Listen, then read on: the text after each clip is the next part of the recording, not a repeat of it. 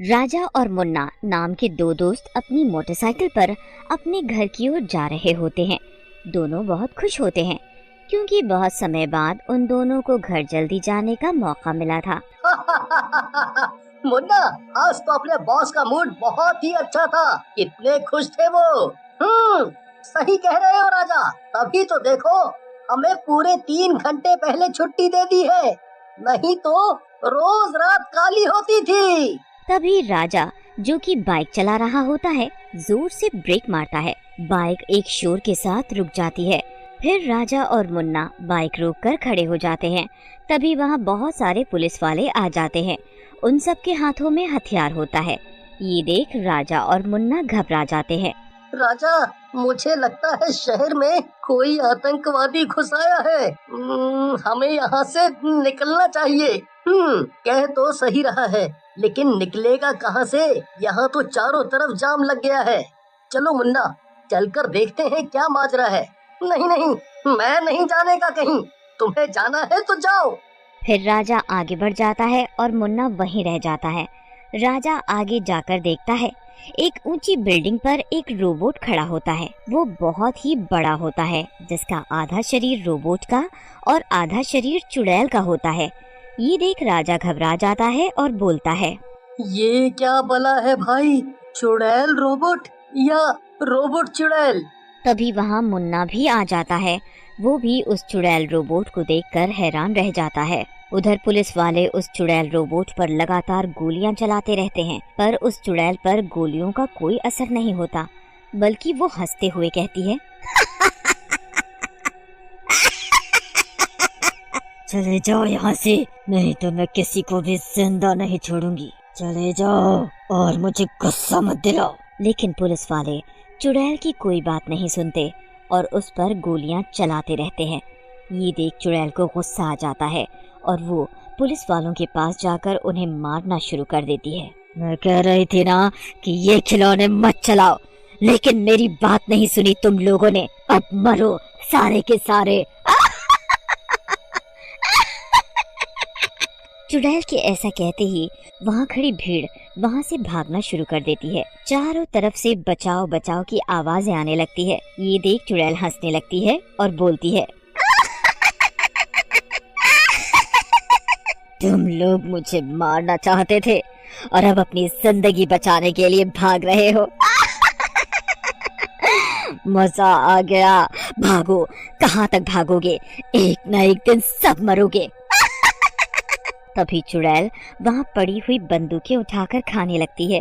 मुन्ना और राजा ये सब देख रहे होते हैं। राजा और मुन्ना एक जगह छिप जाते हैं। तभी चुड़ैल बंदूकें खाना बंद कर देती है और भीड़ की तरफ बढ़ती है। भीड़ के पास जाकर वो अपना मुंह खोल देती है। उसके मुंह से बंदूक की गोलियां निकलने लगती है। मुझे गोली से मारना चाह रहे थे तुम? लो, अपनी गोलियां खुद खाकर देखो। चुड़ैल के मुंह से निकली गोलियां वहाँ खड़ी भीड़ को लगने लगती हैं। थोड़ी देर में ही वहाँ लाशें ही लाशें पड़ी होती है।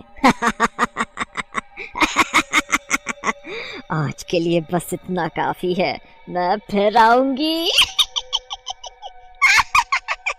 ऐसा कहकर वो रोबोट चुड़ैल वहाँ से चली जाती है।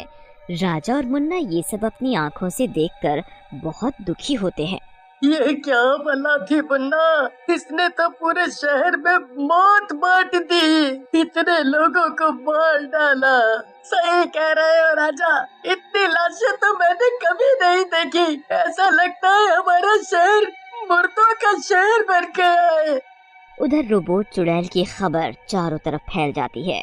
सभी अखबारों, न्यूज़ चैनलों पर उसके बारे में ही चल रहा होता है। रोबोट चुड़ैल की खबर एक बूढ़े साइंटिस्ट, जिसका नाम भी होता है, उसके पास भी पहुंचती है। हे भगवान, इतनी मौतें, वो भी हमारे शहर में।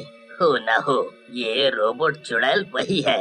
ये उसी दुष्ट का किया धरा है, लेकिन मुझे इस रोबोट चुड़ैल को रोकना होगा, नहीं तो ये पूरे शहर को शमशान बना देगी। अगले दिन रोबोट चुड़ैल फिर से शहर में आती है और कई लोगों की जान ले लेती है। शहर के लोग इतना घबरा जाते हैं कि शहर छोड़कर जाने लगते हैं। ये सब राजा और मुन्ना देख रहे होते हैं। मुन्ना, इस चुड़ैल रोबोट ने तो पूरे शहर में तबाही मचा दी है। लोग अपने घर छोड़कर जा रहे हैं। ऐसा चलता रहा तो कुछ दिन में शहर खाली हो जाएगा। हमें कुछ करना होगा। सही कह रहे हो राजा भैया, लेकिन एक रोबोट के लिए तो हम किसी साइंटिस्ट की मदद ले सकते हैं, लेकिन इस चुड़ैल का क्या करेंगे? फिर राजा और मुन्ना नाम्बी के घर के अंदर चले जाते हैं। नाम्बी उन्हें देखकर हैरान होता है और बोलता है, अरे राजा भाई, ये कहाँ आ गए हम? क्या करने वाले हैं हम? तुम्ही ने तो कहा था हमें किसी साइंटिस्ट की मदद लेनी चाहिए। ये इस शहर के सबसे बड़े साइंटिस्ट नम्बी जी का घर है। कौन हो तुम दोनों बेटा, और यहाँ क्या कर रहे हो? नम्बी जी, आपने इस चुड़ैल रॉबर्ट के बारे में तो सुना होगा। हमें कुछ करना होगा, नहीं तो वो इस पूरे शहर को कब्रिस्तान बना देगी, और आप ही कुछ कर सकते हैं इस परेशानी में। बेटा राजा, वो चुड़ैल रोबोट दरअसल एक रोबोट है जिसे मैंने ही बनाया है, और उसके अंदर एक चुड़ैल बैठी है, वो ही सब कुछ कर रही है। आपने बनाया है इस रोबोट चुड़ैल को, लेकिन क्यों? ये तो आम इंसानों को मार रही है। बेटा, मैंने सिर्फ रोबोट बनाया है, उसे चुड़ैल तो मेरे साथी कामिनी ने बनाया है। कामिनी? ये कामिनी कौन है? आपने तो शादी नहीं की है, फिर ये कामिनी? बेटा, दरअसल ये रोबोट एक डॉक्टर था जो लोगों का इलाज कर सकता था। मैंने इसे लोगों के इलाज के लिए ही बनाया था, लेकिन मेरी साथी कामिनी बहुत पैसा कमाना चाहती थी, इसके लिए उसने इसे चुरा लिए और अमेरिका को बेचने लगी। लेकिन वो कुछ करती उससे पहले पुलिस ने उसे पकड़ लिया। फिर क्या हुआ नम्बी जी? फिर पुलिस के पकड़ने के बाद उसने आत्महत्या कर ली और चुड़ैल के रूप में इस रोबोट के अंदर छुप गई है। अब मुझे मेरी जान की चिंता है, वो मुझे मारने जरूर आएंगी, क्योंकि मैं ही इस रोबोट को निष्क्रिय कर सकता हूँ।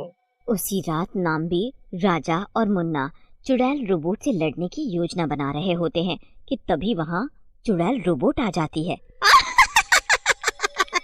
क्यों नाम्बी सर, पहचाना मुझे? तुमने मुझे रोका था, जिसकी वजह से मुझे अपनी जान देनी पड़ी थी। अब मैं इसका बदला लेकर रहूंगी और इस शहर को खंडर बना दूंगी। लेकिन तभी राजा और मुन्ना चुड़ैल रोबोट को जोर से धक्का मारते हैं। चुड़ैल रोबोट नीचे गिर जाती है। अच्छा, तो तूने ये दोनों जोकर भी रखे हैं यहाँ। अब तुम तीनों मरोगे, लेकिन पहले इन जोकरों को मारती हूँ मैं। बूढ़े, तुझे तो मैं कभी भी मसल दूंगी। नब्बे जी, जल्दी से इस रोबोट को निष्क्रिय कर दो, नहीं तो हम तीनों गए। नाम्बी रोबोट के पीछे जाकर उसकी तारें तोड़ देता है। रोबोट वहीं बंद हो जाता है। चुड़ैल रोबोट के अंदर से बाहर निकलकर आ जाती है। तुमने इस रोबोट को निष्क्रिय कर दिया, लेकिन मेरा कुछ नहीं बिगाड़ पाओगे, मैं एक चुड़ैल हूँ। तभी वहाँ एक साधु आ जाते हैं और बोलते हैं, तू चुड़ैल है, इसीलिए तो मैं यहाँ आया हूँ इन तीनों की मदद करने और तुझे सबक सिखाने। ऐसा कहकर साधु भभूत चुड़ैल के ऊपर छिड़क देते हैं। भभूत के गिरते ही चुड़ैल जलने लगती है और थोड़ी देर में गायब हो जाती है। शाबाश मेरे बच्चों, जब तक तुम जैसे नौजवान हैं, इस भारत देश में ऐसे कुछ भी नहीं हो सकता।